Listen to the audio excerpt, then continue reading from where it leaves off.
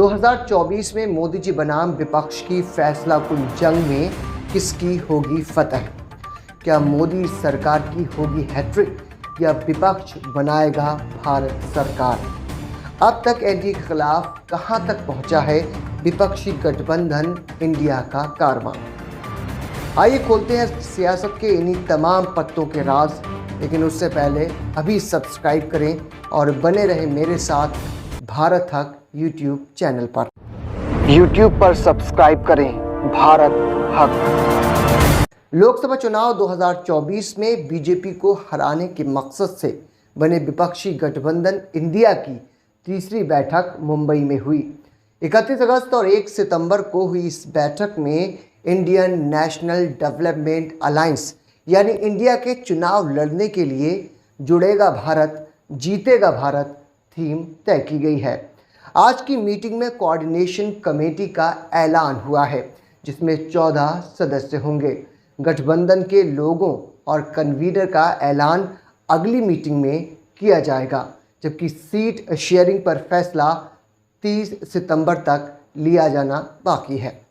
अब मामले से जुड़े कुछ अहम बातों को आपको बताते हैं। इसमें पहली बात यह है कि विपक्षी गठबंधन की कोऑर्डिनेशन कमेटी में एक सीएम, एक डिप्टी सीएम, 2 पूर्व सीएम, 5 राज्यसभा और 2 लोकसभा सांसदों को जगह दी गई है।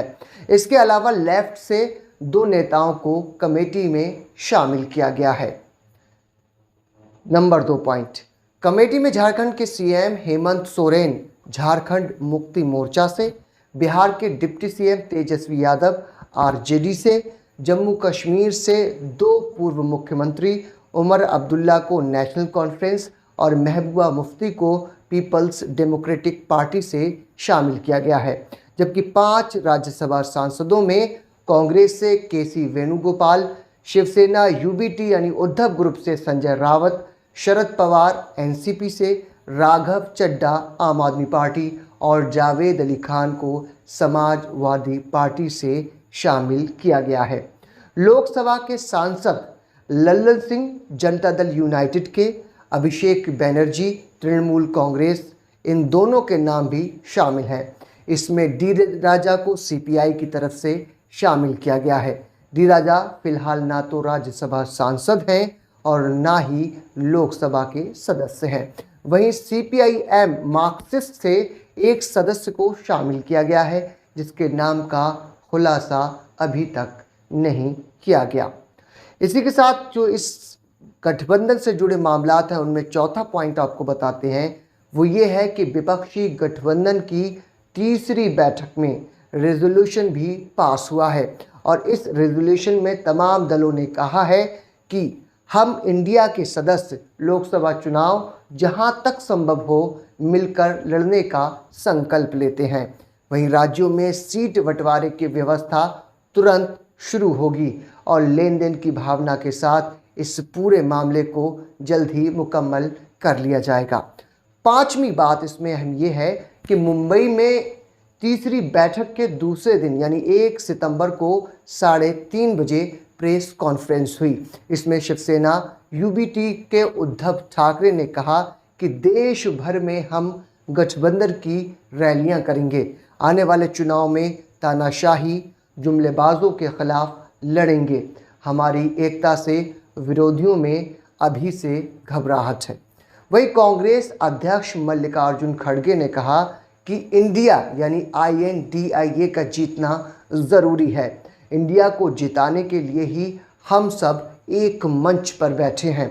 हम हर राज्य की राजधानी में जाएंगे और मीटिंग करेंगे। इसके साथ ही बिहार के चीफ मिनिस्टर या मुख्यमंत्री नीतीश कुमार ने कहा है कि ये जो बीजेपी की सरकार है, ये देश के इतिहास को बदलना चाहते हैं। हम इन्हें इतिहास नहीं बदलने देंगे। हम सबका उत्थान करेंगे, किसी के साथ भेदभाव नहीं होने देंगे। सबको आगे बढ़ाना है। वो चुनाव कभी भी करा सकते हैं, यानी कि बीजेपी चुनाव कभी भी करा सकती है। उनका कहना था कि ये जान लीजिए हम लोगों ने इसके लिए भी तैयारी और चर्चा शुरू कर दी है। वहीं दिल्ली के सीएम अरविंद केजरीवाल की बात करें तो केजरीवाल का कहना था कि ये जो INDIA यानी इंडिया अलायंस है, ये कोई चंद 25, 26, 27 पार्टी का अलायंस नहीं है। ये देश के 140 करोड़ लोगों का अलायंस है। इंडिया अलायंस की ताकत को देखकर अब ये लोग आपस में हम सबको लड़ाएंगे।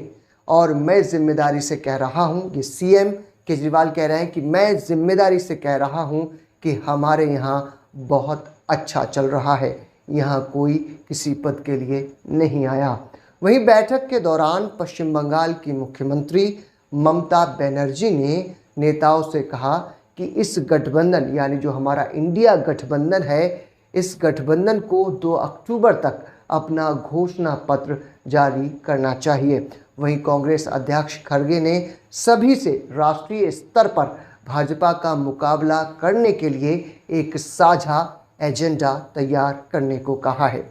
आखिर में बिहार के पूर्व मुख्यमंत्री लालू प्रसाद यादव ने कहा है कि देश की एकता और संप्रभुता को मजबूत करना ही समय की मांग है और हम लोगों ने संकल्प लिया है कि मोदी जी को हटाकर ही दम लेंगे। ये कहना था बिहार के पूर्व मुख्यमंत्री लालू प्रसाद यादव का। इस वीडियो में फ़िलहाल इतना ही। आप अपना प्यार भारत हक YouTube चैनल के साथ बनाए रखिए। देश की राजनीति से जुड़े, देश के अहम मुद्दों से जुड़े और देश में चल रहे सबसे इम्पोर्टेंट मामलात पर हम आपके लिए इसी तरह बेहतरीन वीडियोस लेकर आते रहेंगे। अब दीजिए मुझे इजाज़त। अभी सब्सक्राइब करें भारत हक YouTube चैनल को। शुक्रिया। जय हिंद।